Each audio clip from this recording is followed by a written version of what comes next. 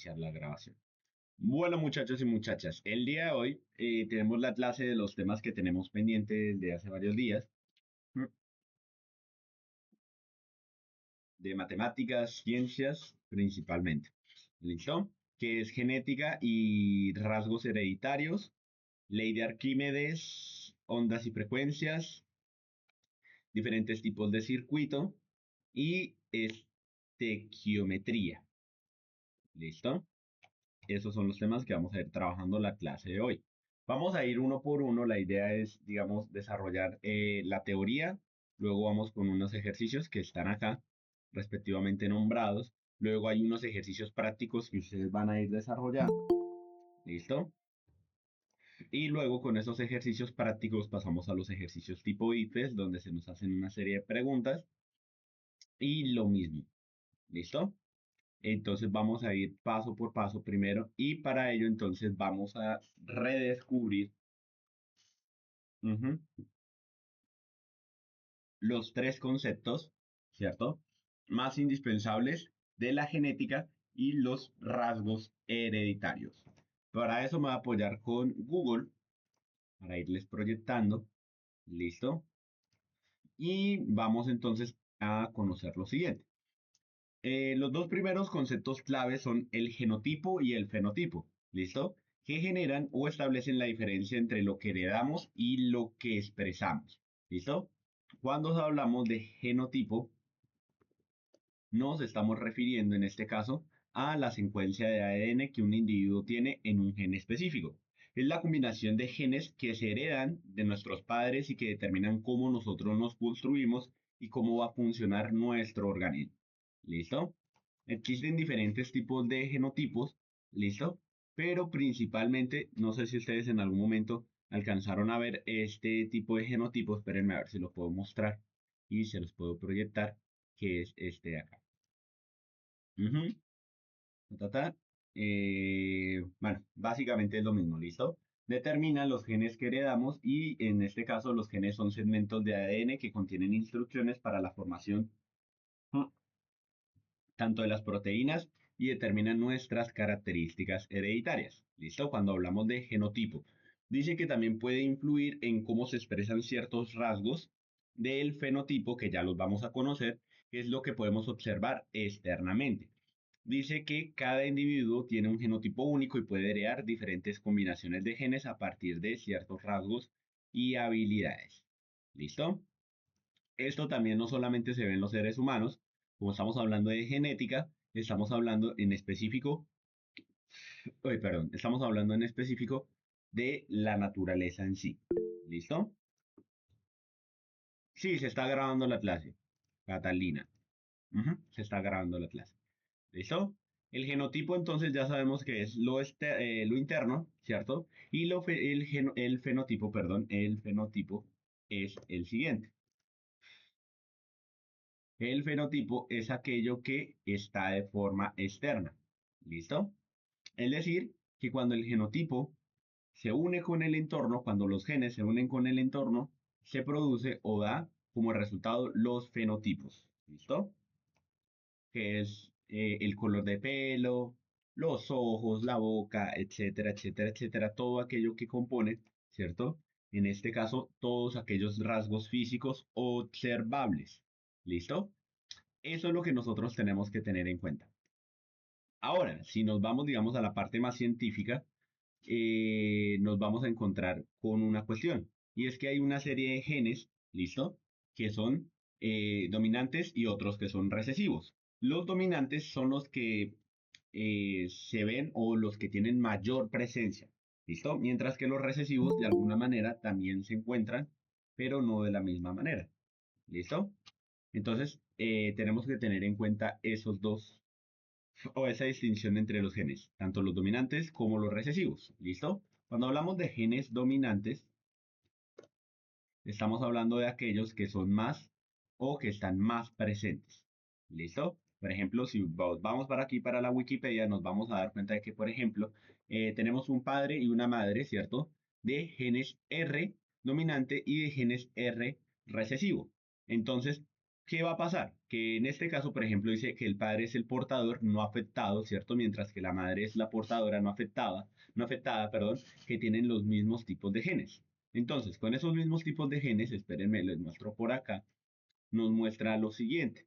Por ejemplo, pueden haber varias combinaciones o varias mezclas, se podría decir, de estos tipos de genes. ¿Listo? Entonces, por ejemplo, puede salir un hijo con genes dominantes, un hijo con un gen dominante y uno recesivo. Lo mismo podría suceder en caso contrario, pero es prácticamente lo mismo, y un hijo con genes recesivos. ¿Listo? Cuando hablamos entonces de los genes dominantes, son aquellos que tienen mayor presencia. ¿Listo? Esto es la naturaleza, digamos, llevado a un espacio natural, determina la forma, el color, ¿cierto? La estructura, el tamaño, el peso, etcétera, etcétera, etcétera, tanto de la flora como de la fauna. ¿Listo? ¿Qué más les puedo explicar? A ver, por aquí tenemos otro ejemplo. A ver si lo podemos proyectar. ¿Listo? Aquí está. Más o menos lo que vimos acá en Wikipedia, esto, más o menos esto de acá, nos muestra este ejemplo, que dice que es la transmisión dominante. A ver si la puedo mostrar exactamente, un poquitico más grande. Ahí está, ¿listo? Con un gen normal y un gen alterado o un gen afectado. Entonces hacemos el mismo ejercicio y ¿qué es lo que va a suceder? Que en este caso quienes tienen genes recesivos, ¿cierto? Van a tener una serie de características más asociadas, en este caso, a la madre. ¿Listo? Como lo podemos ver acá. Entonces siempre hay una posibilidad del 100%, ¿cierto? Pero en este caso, por ejemplo, del gen normal, el primer hijo sale con gen normal, el segundo también, la tercera hija es la que sale afectada por el tipo de gen de la madre y finalmente el cuarto hijo también. ¿Listo? Que es 25-25, que interviene el azar, o sea, el 50% interviene o tiene intervención del gen y el otro 50% es intervención del azar. Luego, por ejemplo, tenemos el 25% y el 25% donde el gen defectuoso va a tener o va a ser, bueno, va a prevalecer, es la palabra.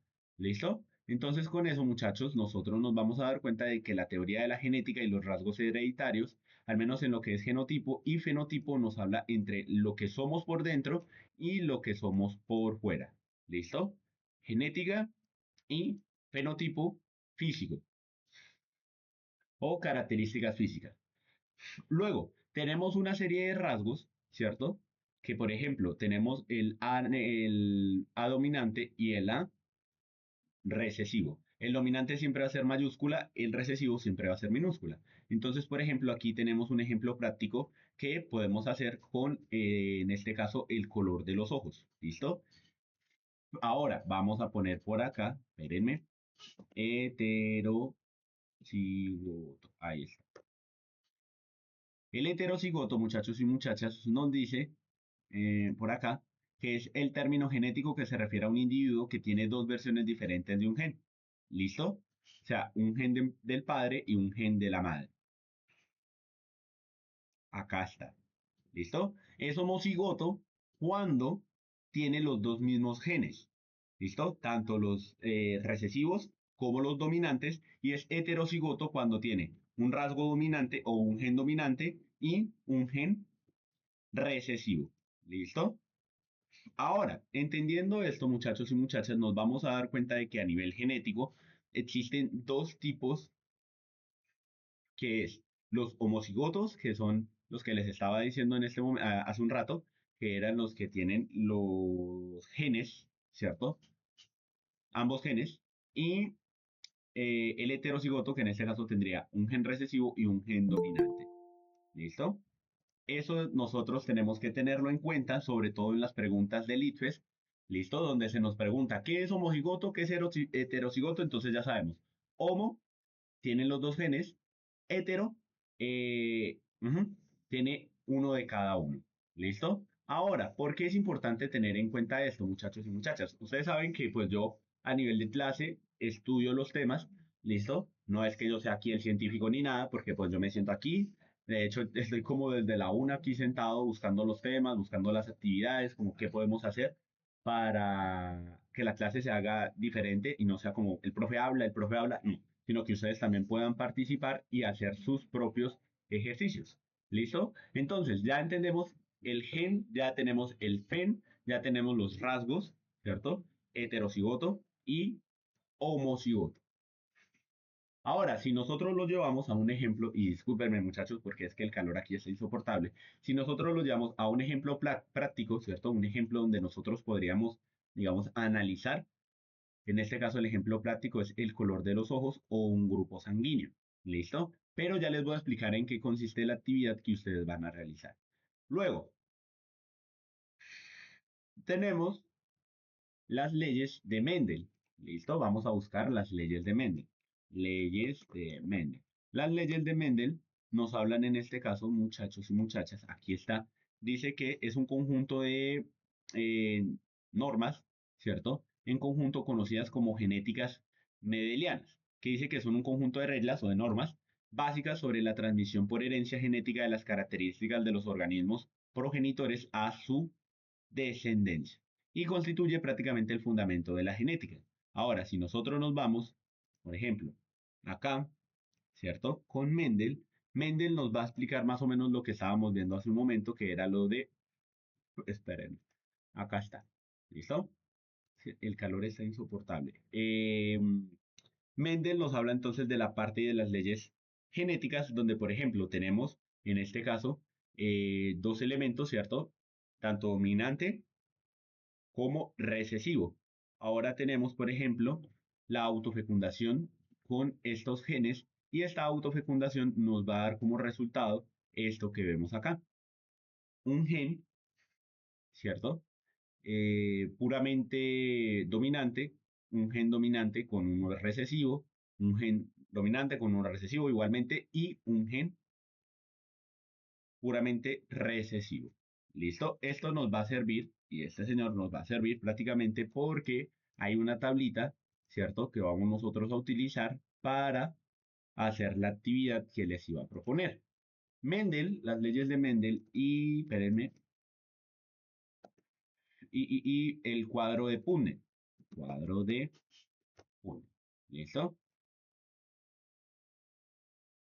Hay una serie de leyes también que tenemos que tener en cuenta con Mendel, ¿listo? Pero esas las vamos a ir viendo ahorita, ¿listo? Ahora, ¿qué es lo que vamos a hacer, muchachos y muchachas? Vamos a hacer este cuadro de acá, ¿listo? Yo se los voy a enviar en este momento al WhatsApp para que ustedes elijan, en este caso, dos tipos de genes, ¿listo? Si quieren elegir color de ojos, color café, amarillo, color de pelo, altura, algún gen, ¿listo? ¿Y qué van a hacer ustedes? Van a hacer esta tablita, ¿listo? Esta tablita la van a hacer con esa información que está ahí. Entonces ustedes lo único que van a hacer en este caso es combinar, ¿cierto? Respectivamente cada uno de los genes y van a escribir qué resultado les da acorde a el ejercicio que ustedes vayan a elegir. Profe, puede elegir color de pelo, color de ojos, ¿listo? No pasa nada. Lo importante, muchachos y muchachas, bueno, este es el más avanzado, pero hay otro también que vamos a hacer, que es el inicial, que es este de acá. ¿Listo? La probabilidad. Y este también se los voy a enviar ahorita, se los voy a enviar, mejor dicho, de una vez, pero espérenme porque creo que no se ve. No, espérenme, le tomo captura de pantalla y se los voy a enviar. Y lo que ustedes van a hacer, muchachos y muchachas, es solamente cambiar. ¿Listo? Y aplican las leyes. Ahí está prácticamente todo explicado. Lo único que tienen que hacer, muchachos y muchachas, es trasladar el ejercicio, pero espérenme porque abrir imagen en una pestaña nueva. Ah, ok, ahora sí. ¿Listo? Ustedes lo que van a hacer es que van a generar esa variabilidad, sea con color de pelo, color de ojos, ¿listo? O con algún rasgo observable que tenga dos tipos de gen, dominante y recesivo. Ustedes eligen si la mamá es dominante o si el papá es recesivo, etcétera, etcétera, no hay ningún problema. Lo importante, muchachos y muchachas, es que, por ejemplo, si estamos haciendo estos ejercicios, espérenme, por ejemplo, yo voy a tomar o voy a hacer este. Listo. Entonces, aquí tenemos, ¿cierto? Dos ejemplos y hacemos la primera tablita, que es la última que les mandé. Y luego, teniendo esas que les mandé, muchachos y muchachas, lo que van a hacer es la combinación con esa segunda tabla que les acabo de enviar también. ¿Listo? Solamente para generar la aplicabilidad de la primera y la segunda ley de Mendel. Eso es lo que vamos a hacer. ¿Listo? Eso es lo que vamos a hacer ahorita. Entonces son las 3:20 más o menos. Espérenme, aquí, listo. Un alelo, muchachos y muchachas, dice que es una de las diferentes formas en que puede presentarse un gen. Dice que, es decir, es una variante de un gen que determina una característica específica de un organismo. ¿Listo? Por ejemplo, el gen que determina el color de los ojos puede tener dos alelos principales, que en este caso sería un alelo, ¿cierto? Para ojos de color marrón, que sería el B dominante, y un alelo de color para ojos azules, que sería B recesivo. ¿Listo? Dice que cada persona hereda dos alelos para cada gen, uno del padre y otro de la madre. ¿Listo? Dependiendo de la combinación se define el rasgo. Si es ambos alelos son dominantes, en este caso serían ojos marrones dominantes. Si es, por ejemplo, B dominante y B recesivo, los ojos podrían ser marrones, ¿cierto? Porque en este caso el gen dominante porta el alelo dominante. ¿Listo? Pero tendría también un alelo de color azul. Eso explicaría, por ejemplo, por qué a veces cuando nosotros, o genéticamente, a veces uno sale con ojos de color diferente al de los padres. Eso es porque ya se los voy a explicar con lo que nos dijo Xiomara. ¿Listo? Y también pueden salir, en este caso, recesivos. ¿Listo? Depende de los alelos. Entonces, los alelos o el alelo es, en este caso, la característica o la forma del gen. ¿Listo? Acuérdense que nosotros tenemos dos genes, uno por madre y otro por padre. Ahora bien, el ejemplo que nos había dicho Xiomara, lo encontré también y de hecho vamos a hacer esta pregunta tipo ITFES que una vez pude encontrar, que nos dice que si en la tabla aparecen niños con cabello negro y otros con cabello castaño, podríamos estar viendo un cruce entre dos padres con diferentes alelos. ¿Listo? Por ejemplo, si el cabello negro es dominante N y el cabello castaño es N recesivo, entonces un padre tendría ambos alelos, ¿cierto? Que serían, en este caso, dominantes para el cabello negro. Pero, por ejemplo, si un padre tiene N mayúscula o dominante y N recesivo, es un heterocigoto. Acuérdense que cuando hablamos de heterocigoto es porque tienen genes diferentes. Cuando hablamos de homocigotos, estamos hablando de dos genes iguales. ¿Listo? Y dice que puede tener hijos con cabello de color negro o castaño. Ahora, si dos padres N eh, dominante y recesivo pueden tener un hijo, ¿cierto? En una proporción de 3/1. ¿Por qué? Porque en este caso tendrían o el gen sería más prevalente en el dominante. ¿Listo? Entonces, en este caso, la probabilidad es que el 75% de los hijos nazcan con el pelo negro, mientras que el 25% nazcan con el pelo castaño. ¿Esto qué significa? Que, por ejemplo, si un padre tiene cuatro hijos, tres hijos es probable que sean de cabello negro, mientras que uno sea de cabello castaño. ¿Listo? Ahora dice, si un niño tiene cabello castaño, NN significa que heredó el alelo recesivo de ambos padres, que también puede llegar a suceder. ¿Listo? También puede llegar a suceder. O sea, los alelos recesivos castaños. ¿Listo? Ahora una posible pregunta tipo IFES, de acuerdo a esta tabla, es la siguiente. Dice, pregunta, en una familia los padres tienen los genotipos N, N, ¿cómo es? N dominante y N recesivo, y N dominante y N recesivo para el color del cabello, donde N es el alelo dominante negro y N es el alelo recesivo, ¿cierto? Castaño. ¿Cuál es la probabilidad de que tengan un hijo con cabello castaño? Entonces ya les habíamos puesto el ejemplo. ¿Listo? Que en este caso la respuesta sería B de 25%. ¿Listo? O en este caso sería de 25% respectivamente de ambos colores de cabello y también del tipo de gen. ¿Listo? ¿Hasta ahí todo bien, muchachos y muchachas? ¿O alguna duda, pregunta o inquietud?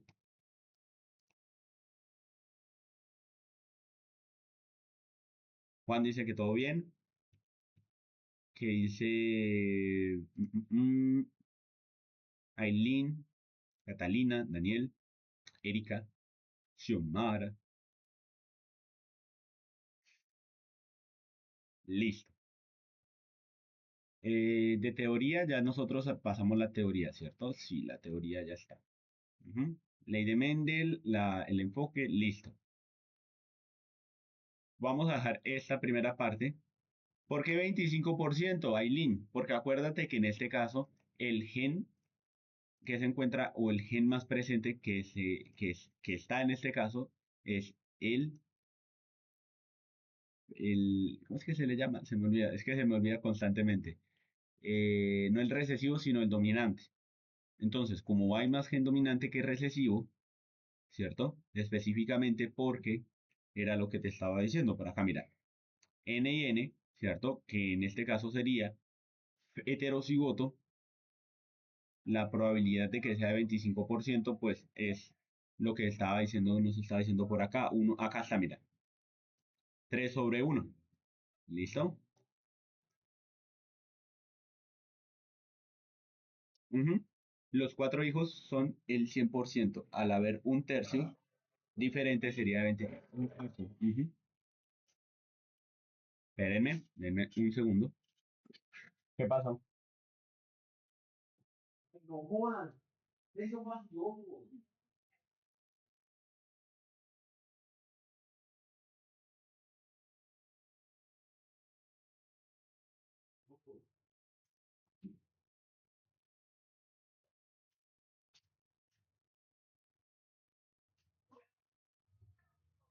Ujú. Es 1/4.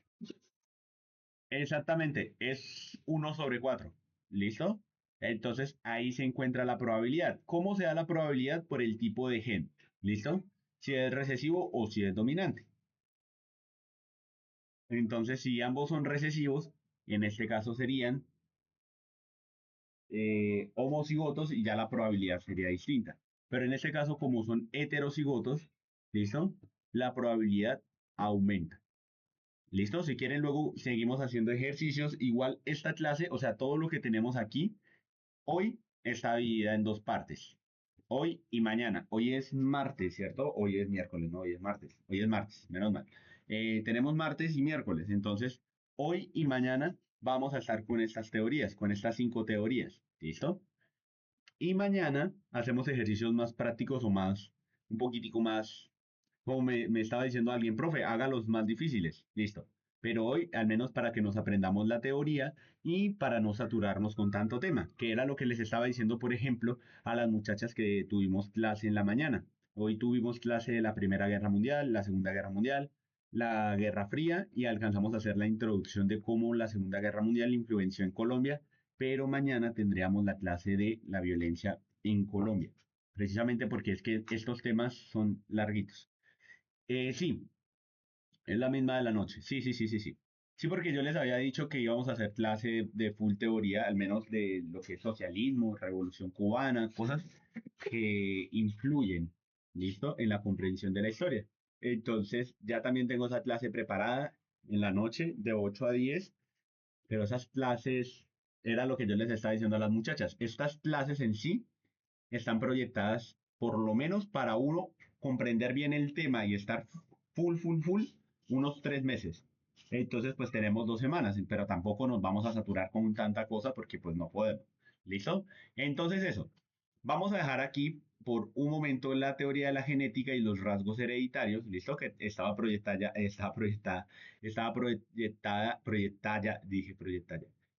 proyectada a 15 minutos, ¿listo? Más la actividad, pero no pasa nada.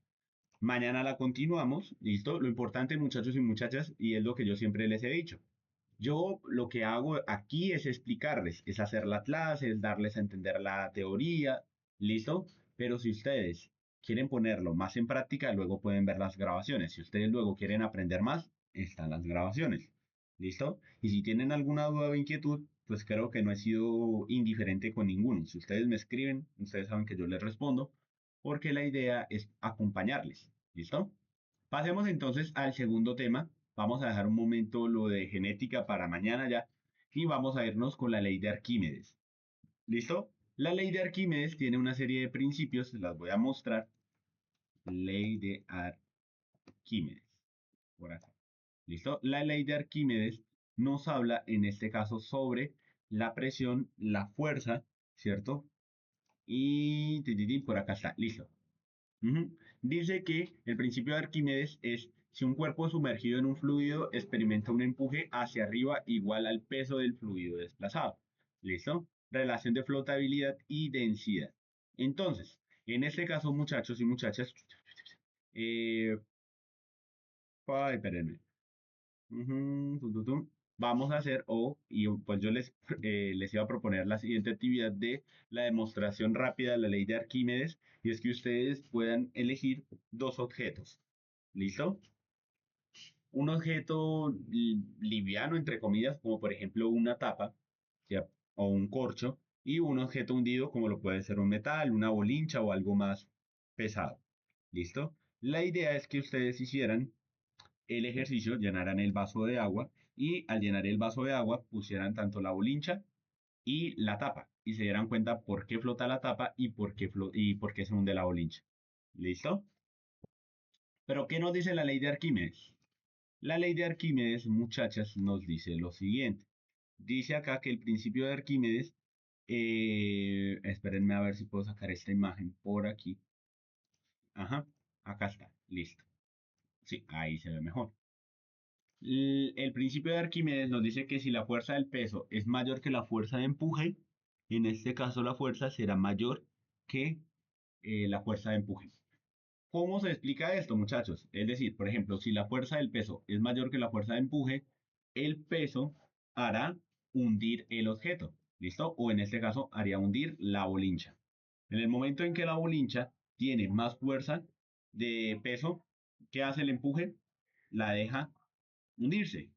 Pero ¿qué pasa si por el contrario la fuerza de peso es menor que la fuerza de empuje? En este caso el objeto flotaría. Entonces, por ejemplo, en el caso de la bolincha tendría la fuerza del peso, lo que haría que se hundiera. ¿Listo? Pero ¿por qué la tapa no se hundiría? La tapa no se hundiría, muchachos y muchachas, porque como su peso es menor, ¿cierto? La fuerza de empuje la haría subir y la haría flotar. Pero hay un principio, o es el principio de Arquímedes, que prácticamente dice que un cuerpo total o parcialmente sumergido en un fluido en reposo recibe un empuje de abajo y hacia arriba igual al peso del volumen. En otras palabras, cuando se iguala la fuerza, ¿cierto? Que es el tercer ejemplo, cuando se iguala la fuerza, tanto de empuje como del peso, ¿qué es lo que pasa? Que el objeto se hunde o no se hunde.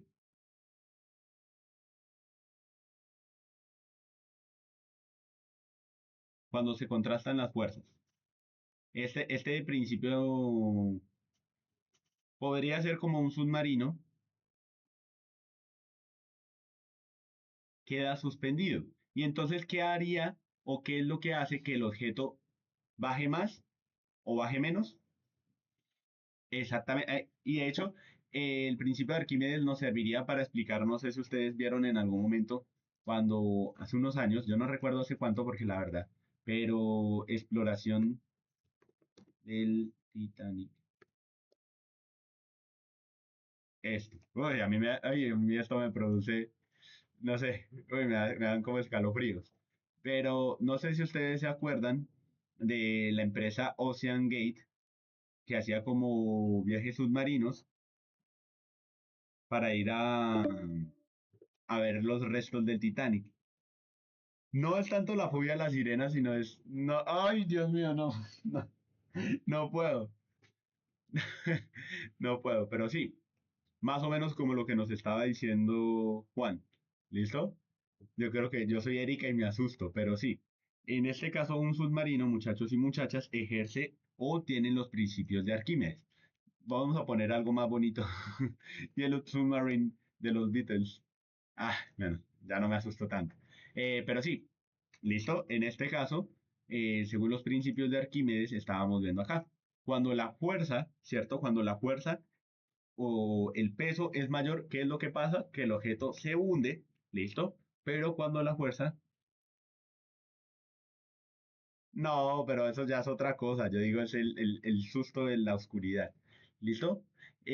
Ajá, cuando el peso es mayor, entonces ¿qué pasa? La fuerza empuja el objeto hacia abajo. Cuando el peso es menor, la fuerza de empuje lo lleva hacia arriba, ¿listo? Pero en un punto, así como lo dice Daniel, cuando la fuerza del peso es igual a la fuerza de empuje, el objeto queda suspendido. No sé, yo creo que al Titanic me daría muchísimo miedo. Listo, entonces el objeto queda suspendido. Por acá está. Entonces, prácticamente esa es la teoría. ¿Listo? Cuando un objeto tiene mayor peso, se hunde y cuando tiene menor peso, flota.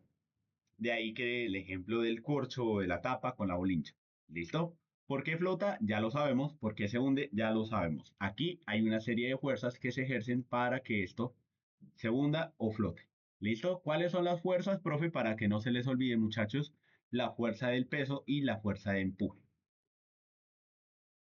Sí, ahí también depende de la densidad del líquido. Depende también de la densidad porque eso es como, por ejemplo, no sé si ustedes han visto lo de las arenas movedizas.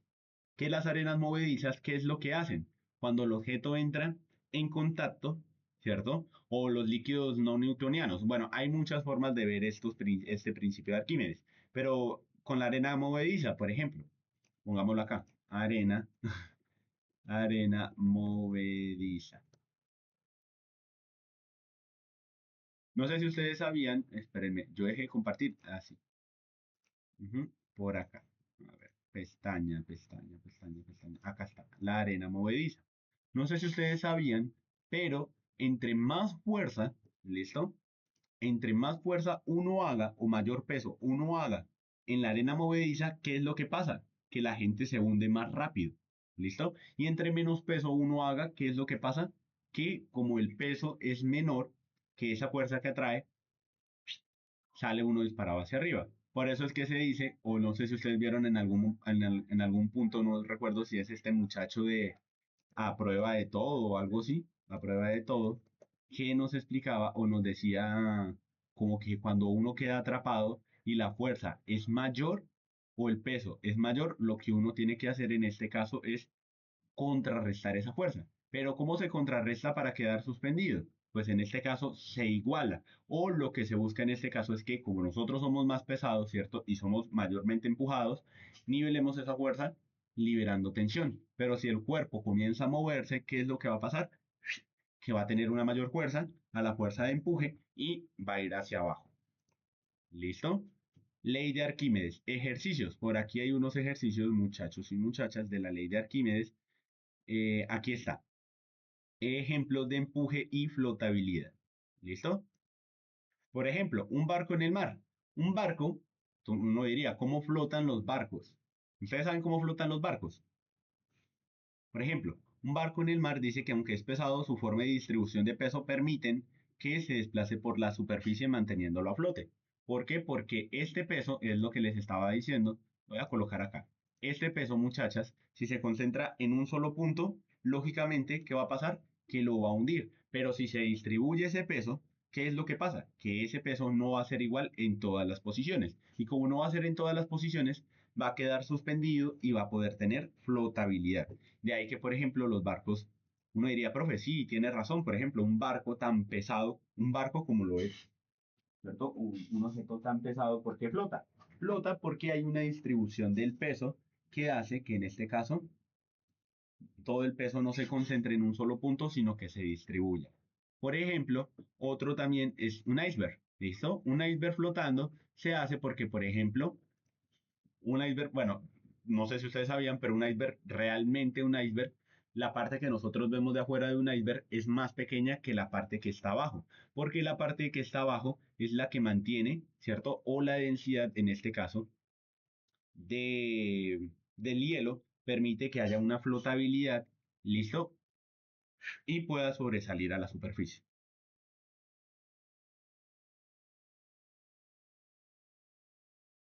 ¿Listo? Otro ejemplo, un submarino, que era el que nos decía Juan, un submarino sumergiéndose y emergiendo. Entonces aquí se controla la flotabilidad, tanto si sube como si baja.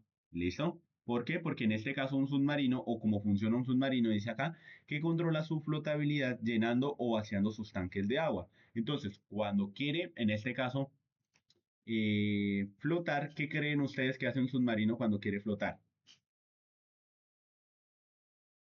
¿Se llena de agua o saca el agua para poder flotar? en este caso, sacaría el agua. ¿Listo? ¿Para qué? Para que la fuerza de empuje lo permita o le permita en este caso elevarse. Pero si quiere, por ejemplo, hundirse, se llenaría, ¿cierto? O se llenarían sus tanques de agua. ¿Para qué? Para que el peso lo permita o le permita bajar. ¿Y cómo es que un submarino entonces, profe, puede, digamos, o cómo se nivela? Era lo que nos estaba diciendo ahorita Daniel. Queda suspendido, o sea, se busca un peso el suficientemente válido o el suficientemente justo para que su flotabilidad, en este caso, pueda eh, no sé si me explico, pero más o menos funciona de esa manera, ¿listo? Cuando el submarino quiere hundirse, se aumenta el peso, cuando quiere elevarse, se descarga ese peso que es el agua y cuando quiere quedar suspendido, entonces se contrarresta tanto la fuerza del peso como la de empuje. Y eso es lo que permite que suba y baje. ¿Listo? Ahí está. ¿Qué otro ejercicio puede suceder? Por ejemplo, una pelota flotando en una piscina o una tapa o un objeto más liviano. ¿Por qué flota? Porque en este caso, ¿cierto? ¿Qué es lo que pasa? No sé si ustedes han hecho el ejercicio que cuando uno va a piscina, que lleva uno esas pelotas de plástico, ¿cierto? Que uno la hunde y uno diría, bueno, pero ¿por qué la pelota no se hunde? ¿Cierto? Cuando uno la mete dentro de la piscina y la pelota sale disparada hacia arriba. Precisamente porque esa fuerza de empuje, ¿cierto? Lo que hace es que la pelota, como no tiene tanto peso, se eleve, ¿listo? Por esa fuerza que la saca. Y también pues por la densidad del agua, ¿listo? Pero diferente sería cuando uno lleva, por ejemplo, algo más pesado, ¿listo? Lo que pasa es que si ustedes lo analizan, ¿por qué, por ejemplo, una pelota de plástico flota mientras que una bolincha se sumerge? Porque la distribución del peso en la bolincha es en un objeto pequeñito, mientras que en la pelota de plástico, si ustedes se dan cuenta, es más grande. ¿Listo? Esa sería la diferencia o ese sería el principio que se aplicaría. Y de hecho, hay una forma de que, por ejemplo, no sé si ustedes sabían, en TikTok hace unos años se hizo muy famoso cuando la gente agarraba y saltaba de los trampolines con una pelota de plástico, se sumergía con la pelota de plástico, ¿cierto? Y entonces esa fuerza de gravedad se contrastaba con esa fuerza de empuje y la pelota salía disparada hacia arriba. Espérenme a ver si lo podemos buscar. A ver. Pelota de... Lo busco de la forma más rara posible, pero a ver si se entiende. Este, este era el que quería compartirles. Espérenme. Este. Miren este principio.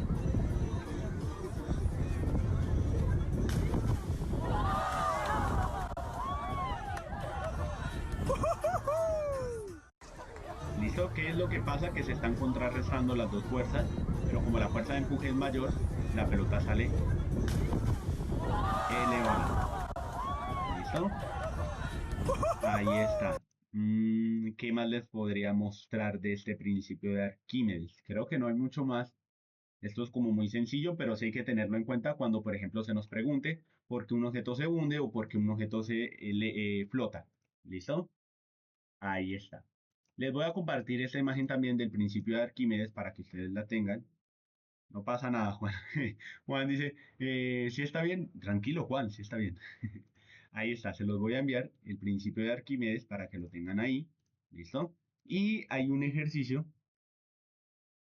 Sí, obvio, el señor se hunde, pero porque el peso de él, por eso te digo que ahí lo que está haciendo es contrarrestar el peso liviano de la pelota que permite que la pelota en algún punto se sumerja, pero cuando obviamente él la suelta, porque él la tiene que soltar, ¿qué es lo que hace? Que esa pelota sea disparada. Y él sí se hunde, obviamente, porque él tiene mayor peso. ¿Listo? Y por eso nosotros nos hundimos. De hecho, les voy a decir algo. Y un consejo que les puede salvar la vida. Si ustedes de pronto no saben, porque por ejemplo, si yo me meto en una piscina, lo más probable es que me hunda, ¿cierto? ¿Por qué? Porque mi peso me va a llevar hacia abajo, ¿cierto? Y no se puede contrarrestar la fuerza de la fuerza de empuje. Pero ustedes saben por qué la gente sobrevive o cómo sobrevivir, por ejemplo, si yo no sé nadar en el mar o en una piscina, llenen sus pulmones de aire. Cuando uno llena los pulmones de aire, ¿qué es lo que pasa? Que el cuerpo contrarresta el peso, ¿cierto? Nuestro peso con el aire que tenemos en los pulmones. Entonces, en los pulmones se almacena ese aire. Cuando nosotros nos hundimos, ese peso sucede algo así como el iceberg. El peso que queda de los pies queda hundido, pero el peso que queda en nuestros brazos y en nuestro torso y en esta parte de arriba, en la cabeza, nos eleva. De hecho, así mucha gente se salva. Cuando, por ejemplo, la gente está nadando en una piscina y no sabe nadar, pues lógicamente es como que se asusta, pero no sabe o no se sabe, por ejemplo, que llenando los pulmones de aire, obviamente la parte de la cintura para abajo queda hundida, pero la parte vital, en este caso que sería del estómago hacia arriba, nos permitiría flotar. Entonces ya lo saben, cuando estén por ahí en una piscina o en el mar o de pronto quieran comprobarlo, ¿listo? Se hacen en la parte más, en la piscina de los niños, si es probable, no vaya a ser que luego se ahoguen. No, mentiras, pero sí, así funcionan esos principios de flotabilidad. ¿Listo? Y el último ejemplo es el de un huevo en el agua con sal y sin sal. ¿Listo? Cuando el agua es salada, el huevo flota porque la densidad del agua aumenta. ¿Listo? Y ahí era lo que le quería explicar a Juan. Sí tiene que ver la densidad, ¿listo? La densidad sí tiene que ver e influye de forma indispensable para que los objetos floten o no, ¿listo? ¿Por qué? Porque la densidad no es lo mismo y era lo que les estaba hablando, por ejemplo, de la arena movediza. La arena movediza tiene una densidad y hay una fuerza, ¿cierto? Que no es igual a la del agua, pero que en este caso sí ejerce esa fuerza de empuje y esa fuerza de peso. ¿Listo? De aquí, ejercicios prácticos. A ver si yo les puse un ejercicio práctico de la ley de Arquímedes. Sumergir los objetos ahora, dale. Listo. Sí, les voy a compartir estos. Les voy a compartir esto de aquí, muchachos. Y les voy a dar 10 minutos para la siguiente sesión. Listo, para pasar al siguiente ejercicio. Para que ustedes comprueben la ley de Arquímedes. ¿Listo? ¿Cómo se comprueba? Tienen un vaso con agua y busquen un objeto que sea pesado y otro que sea liviano. Y lo ponen. Y dense cuenta por qué flota y por qué se hunde. ¿Listo, muchachos? Son las 4:02. Nos quedan aún de teoría y de práctica. Nos queda nos queda lo de las ondas y las frecuencias. Nos quedan los tipos de circuito y nos queda la estequiometría. ¿Listo? Entonces nos vemos ahorita a las 4:10 porque la reunión ya se va a terminar